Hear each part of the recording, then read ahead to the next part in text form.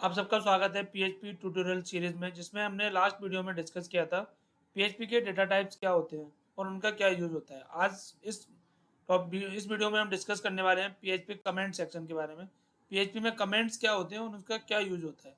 Basically comment हम इसलिए define करते हैं अपने कोड में कि जैसे मुझे कोई फंक्शन लिखना है, उस फंक्शन में मैं क्या लॉजिक इंप्लीमेंट कर रहा हूँ, तो वो लॉजिक इंप्लीमेंट करने के लिए मैं उसको कमेंट्स में ऊपर डिफाइन कर दूंगा, जिससे वापस मैं कभी अपने कोड को आगे कुछ चेंजेस करने हैं या कोई दूसरा डेवलपर मेरे कोड को देख रहा है, तो कमेंट्स की हेल्प से वो उस फंक्शन का क्या यूज हो रहा है, उसमें क्या फंक्शनैलिटी हो रही है, उसको समझ पाए।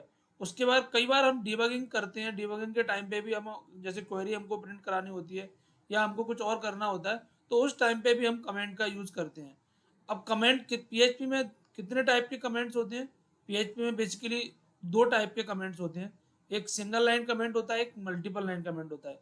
ये बेसिकली जब आप इंटरव्यू देने जाओगे तो आपसे इंटरव्यू में भी पूछ लिया जाएगा कि पीएचपी में कमेंट कितने टाइप के होते हैं।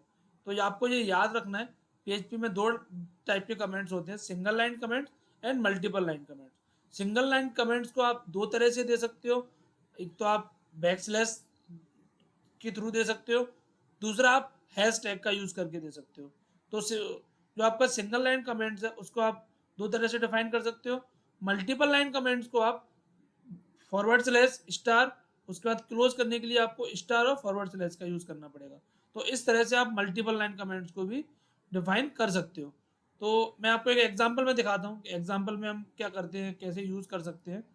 तो मैं अपने पीएचपी के जो फोल्डर है मेरा, मैं उस फोल्डर में गया, वहाँ पे मैंने एक फाइल क्रिएट करी, वीडियो, मैंने उसको सेव किया, वीडियो 6.php।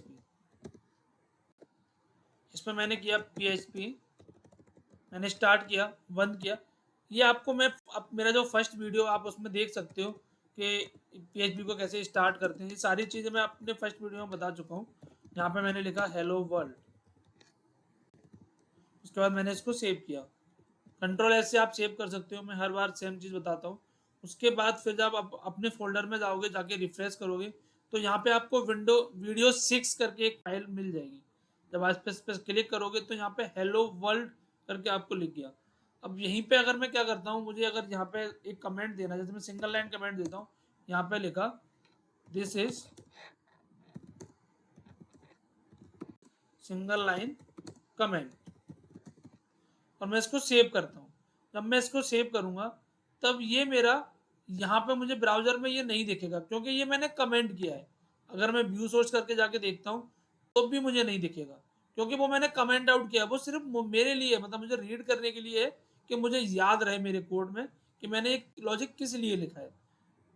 उसके अलावा अगर आप मल्टीपल लाइन कमेंट देना चाहते हो, मैंने यहाँ पे यूज किया this is multiple line comment. उसके बाद मैंने इसको बंद कर दिया।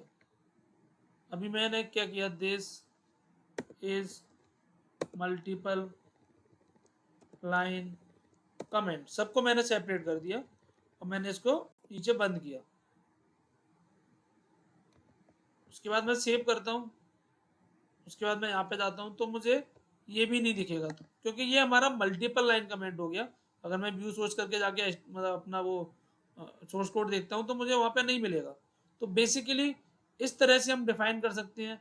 आप सिंगल लाइन कमेंट को आप हैज के साथ भी डिफाइन कर सकते हो, लेकिन अगर आप सिंगल लाइन कमेंट को अगर आप सेकंड लाइन में डालोगे तो आप उसके लिए आपको बार बार सिंगल लाइन कमेंट लिखना पड़ेगा, आपको बार बार हैज साइन लगाना पड़ेगा या स्लैश का यूज करना पड़ेगा।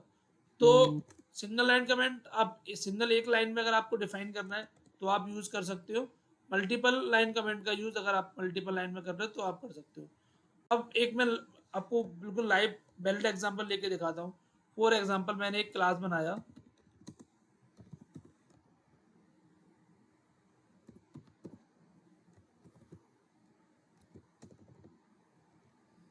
उसमें मैंने एक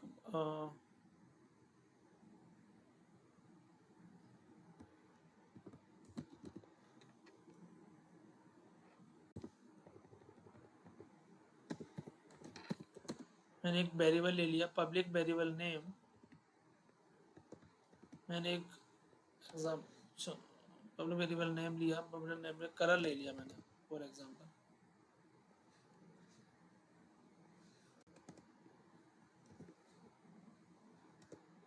उसके बाद अब मुझे क्या करना है, यहाँ पे मुझे कमेंट देना है, दिस इज कार क्लास। तो इस तरह से आप बता सकते हो ये आपकी कार क्लास है, इसका क्या यूज है। उसके अलावा जैसे फॉर एग्जांपल आपने कोई फंक्शन बनाया, फंक्शन सम, मैंने यहाँ पे दिया $a, $v। उसके बाद मैंने क्या किया, return $a plus $v।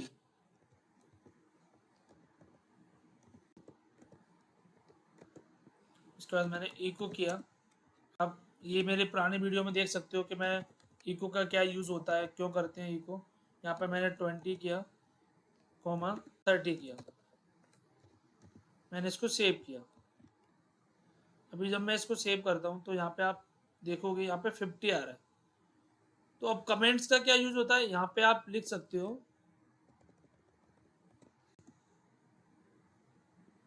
Some of two values to input. Input मैं इसलिए लिख रहा हूँ क्योंकि हम ये इनपुट दे रहे हैं, इनपुट वैल्यूज या फिर कैलकुलेशन, जो भी आप देना चाहते हो, इस तरह से आप कमेंट दे सकते हो। अब इसके अलावा ये मैंने लिख दिया। अब यहाँ पे हमको लिखना है फॉर एग्जांपल कि जो $a है, सपोज मैंने डाला परम इंट $a। उसके बाद मैंने किया परम इंट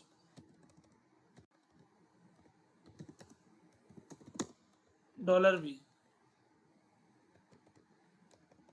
इस तरह से मैंने $a का भी टाइप डिफाइन कर दिया, $a इंटीजर होगा, $b भी इंटीजर होगा। तो अभी मेरा सिंगल लाइन कमेंट यूज का नहीं है, तो यहाँ पे मैं क्या करूँगा, मल्टीपल लाइन कमेंट यूज करूँगा यहाँ पे, और यहाँ पे मैं इसको रन करूँगा। तो अभी क्या होगा, मेरा ये सेम रहेगा, 50 ही रहेगा। तो अभी यहाँ पे ये आप अगर सोर्स कोड में जाके चेक करोगे तो आपको सोर्स कोड में भी नहीं दिखेगा, जैसा मैंने आपको पहले भी बताया था, ये सोर्स कोड में ये आपको नहीं दिखेगा, 50 दिखेगा। अब अगर बाद में आके आप कभी चेक करते हो कि मेरा एक फंक्शन था, अभी तो एक्चुअली ये सेम फाइल में, इसलिए आपको समझ में आ रहा है। अगर ये मल्टीपल फाइल्स में होता, आगे जाके आप जब बड़े प्रोजेक्ट्स करोगे तो आपको बहुत बड़ी बड़ी फाइल्स मिलेंगी। आप एक ही क्लास में आपके बहुत सारे फंक्शन रहेंगे जिसको आप पूरे प्रोजेक्ट्स में कहीं से भी कॉल कर सकते हो। तो वहाँ पे ये आपकी बहुत हेल्प करेगा एक्चुअली, क्योंकि वहाँ पे हमको पता रहेगा कि $a में इनपुट है, $b भी इंटीजर है, ये दोनों इनपुट पैरामीटर्स हैं, ये फंक्शन हमारा क्या कर रहा है, सम कर रहा है। तो इस तरह से आप कमेंट्स का यूज़ कर सकते हो। थैंक यू दोस्तों।